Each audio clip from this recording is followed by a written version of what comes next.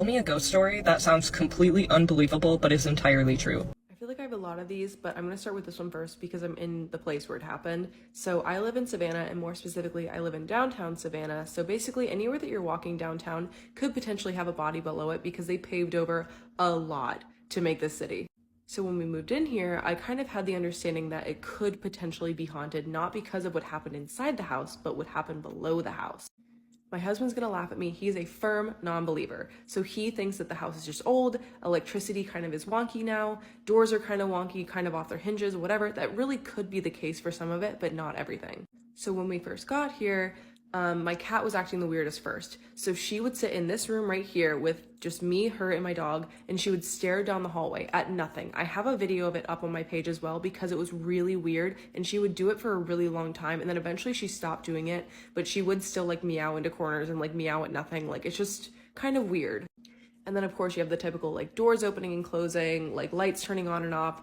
And you really could equate that to the house being old, but I feel like it happens at the worst possible times. Like the shower light will turn off if you're in the shower, which like that's extremely rude of them. Like they need to start paying rent if they're going to start playing games like that.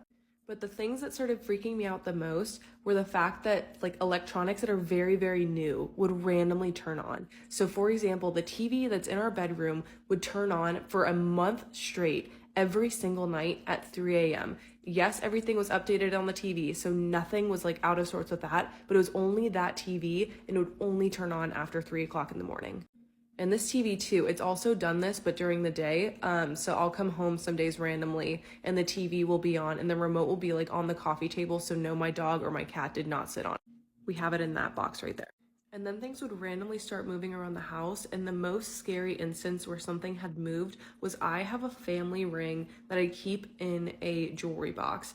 And I don't open up this jewelry box very often because my mom got me the box from Europe. So it's very old and has little beads on it that will fall off as soon as you touch it. So everything that I have that's like a prized possession to me, I keep in there, I keep it safe, but I just don't open it. I also have no business touching this ring because it does not fit my fat fingers. So one day I'm coming home for lunch and I notice immediately that the house just feels kind of weird. The TV was turned on, like there were blinds open, there were doors closed, but the lights were on. It was just not how we left the house. So I go into the bathroom and I notice that my family ring is on the counter. And again, I do not touch this ring. My husband does not touch this ring, but I still asked him, I was like, hey, did you touch this ring? Like, did you pull it out of the thing? And he's like, I didn't even know it was in there, which that's a very typical response of men. Like, why would you know where I keep some of this jewelry? Like, whatever. So then I asked my upstairs neighbor who has a key, and I was like, hey, did you come into the house and like hang out and like whatever? Like, was something wrong with the pets? Like, did you come in? She's like, why on earth would I do that? Like, no. And we trust her. So when she says no, I fully believe her. Like, she was also freaked out. So for a while, we thought that there was a person living in our garage, like above our garage, and we're just like hanging out. But we checked the garage, there was no one in there. So now we just live in this house and we're kind of like freaked out, but I love it. And honestly, I've heard of worse ghosts. So we're okay with it as long as they're just trying on the jewelry and not stealing it. So I have a couple, but I think the best one is going to be the Ouija board story. And if I didn't live it myself, I wouldn't believe it. So please keep in mind, I'm old. This happened back in the early 90s. And this was before access to the internet and all the other stuff that we have now, where any of the people in this story could have like looked this up. It's just so crazy. So when I was around 13, 14 years old, we got a Ouija board. We got our hands on a Ouija board. My brother and I decided that we were going to play it. And the first couple times that we did this Ouija board, everything was completely normal. It was just, you know, yes, no, just silly questions. But then one day when we were using it, the energy in the room, everything just felt different. And the previous times when we had asked who we were talking to, I don't recall if we ever got a name, but this time when we asked who we were talking to, the planchette on the board started moving around in a figure 8. And oh gosh, like to this day, I haven't touched a Ouija board since part of this experience happened, but like to this day, I can still hear like the scratching sound of that planchette going in this figure 8. When it stopped moving in the figure 8, it ended on the very last letter of the alphabet and then would go back and forth from Z to O, Z to O, over and over and over again. This was before, at least I knew anything about this thing. So immediately things felt different. It didn't feel good and happy and lighthearted, and it kind of freaked us out. And I honestly, it's been so long, and I tend to do a good job of like blocking a lot of stuff out. So the questions that were asked, I don't really recall, but I remember it just wasn't a good feeling. At the same time, it was almost like this draw to the board after that day. Like I just had to keep playing with it, and I was involving different friends, and it was like, oh, let's try it, let's see what happens. Every single time that same name would come up, no matter who I played it with. Because at first I was like, maybe it's my brother, maybe my brother was like messing around with me, but it would come up every single time. And every single time, I swear to you, it was like the happy energy was like just sucked out of the room, and it would just feel different. Okay, so here's where it gets interesting. So like I said, I was just addicted to doing the Ouija board now at this point. So much so that I would become like obsessed with the Ouija board. It sounds so strange, but this wasn't my type of personality. It wasn't something that I was like, I would sit there at school and I would draw Ouija boards and I would draw planchettes, and it just consumed me. Also, at the same time, when this was going on, my brother and I would be at the house, right? We had a bedroom, we shared a wall, but we had a bedroom up on the 3rd floor. And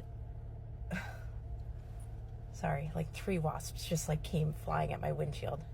So we'd be up on the 3rd floor, and we would hear like one of our parents call our name. We'd go downstairs and we'd be like, yeah, what's up? He'd be like, what do you want? Well, you called my name. No, I didn't. It's like, okay. So then same thing would happen to my brother. He would hear my dad call his name. He would go downstairs. Nothing. He would hear me call his name. I would hear him call my name. It was like there was something in the house that was mimicking our voices and calling to us and making us go downstairs. So I just watched this back. This is the 2nd time that I've tried doing this. The sound keeps getting screwed up. So you'll see my lips moving and the sound coming after. If you want a part 2, if you're interested, the story gets crazy. But if you want a part 2, just let me know. So when I was in my early 20s, a situation happened and me and my daughter needed somewhere to stay. So we went and stayed with my dad. And he traveled for a living. So most of the time it was just me and her by ourselves. And when he would come home, he would always arrive early in the morning. And we would wake up to the smell of coffee. He would be making us breakfast. You know, the TV would be on. And that's just how we would wake up. So one day, and I mean, I tell the story to people and they just think I'm full of it, but I'm not, because my dad can back me up because it's his house, and also my stepmom and my siblings. They're my step siblings, but we don't use that term. My siblings, they can back me up because some creepy stuff has happened. Anyways, me and my daughter were sleeping, and it was about 5:30 in the morning, and we were home by ourselves. And I started to wake up because I could hear the living room TV in the background. And I could also hear a man's like talking, so I figured it was my dad talking low on the phone, trying not to wake us.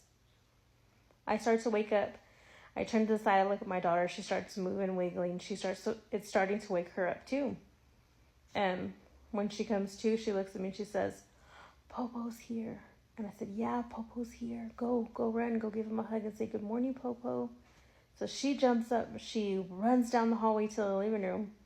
And I'm listening in the background to hear her say, good morning, Popo. And I don't hear anything. A few seconds go by and she runs back down the hallway. And she's confused and she looks at me and says, Popo's not here. I don't know where Popo went. So I'm like, that's strange. And my dad's a smoker, so I was like, he probably just went outside for a cigarette. Or just to go outside and do something. So I get up, I start making it to the living room. I'm half asleep. And I start looking around and I notice the TV's not on. The lights in the house aren't on. The doors are closed. Like, it looks like nobody's been there. So I kind of like peek through the back door to see like if he was in the backyard. I go to the front of the house. I look through the windows and his car's not there. So I'm like, oh, let me call him. He probably went to go get breakfast. I call my dad up and I say, hey, where'd you go? Or did you go get breakfast? And he says, no, mija. I haven't even made it home yet. I'm still about 2 hours away. I said, what do you mean 2 hours away? I just heard you. Like, I just heard you here. He said, no, I'm not home yet. I'm far still. And in that moment, I was like, what the heck? Like, what was that then? So I tell him what happened. And I'm like, I'm creeped out. Like, just keep me updated. Let me know, like, when you're close. Because that was, like, super creepy, Dad. And he was like, okay, I'll let you know. I'll call and check on y'all guys. And I'm like, okay. So me and my daughter are, like, confused. And we're still like, what the heck? So I decide, you know what? We're up already. I'm just going to cook some breakfast. We're going to wait for my dad to get home.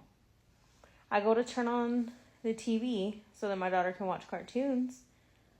And the TV is on max volume. I'm talking about like the loudest it can go when I turn it on. So it startles her and me. So I turn it down and I'm like, what the heck is going on? Like, this is like, what is going on today? I go to the kitchen. I start cooking. And my daughter comes to me and she says, I don't want to watch cartoons. And so I said, okay, that's okay. Sit at the table. You can sit at the table while I cook. She says, okay. I don't want to watch cartoons because that man. And I said, what man? And she said, that man. And I was just like, oh, okay, well, sit right here. No man's going to get you. That's what I told her because I was scared already. So I finished cooking. We're sitting at the table eating our breakfast. And the TV gradually starts getting louder and goes to max volume. I get up and I'm like, heck no, I'm not dealing with this. So I just turned the sucker off. I'm like, turn it off. I sit back down at the table, and as I sit down, I kid you not, the spoon off the counter, the spatula spoon that I was cooking with, flies off and hits the floor. And me and her just look at each other, and we're just there. We're stunned. We were too scared to move. She gets down. She climbs in my lap, and we just like sit there. I call my dad. I say, where are you at? Like, how close are you? He's like, I'm still like an hour away. So by this point, I'm anxious for him to get home. Like, I cannot wait for him to get there. So we go ahead and decide, since the sun's already coming up, we're going to go play outside. Like, we're not staying inside the house by ourselves. So we went outside, eagerly waiting until my dad got home. And yeah, that was just the first incident of many, many creepy things that happened while I was living at my dad's house. I don't really know any history of that house. As far as I know, like, nobody's died there or anything like that, but that's just the tip of it. Like, it gets weirder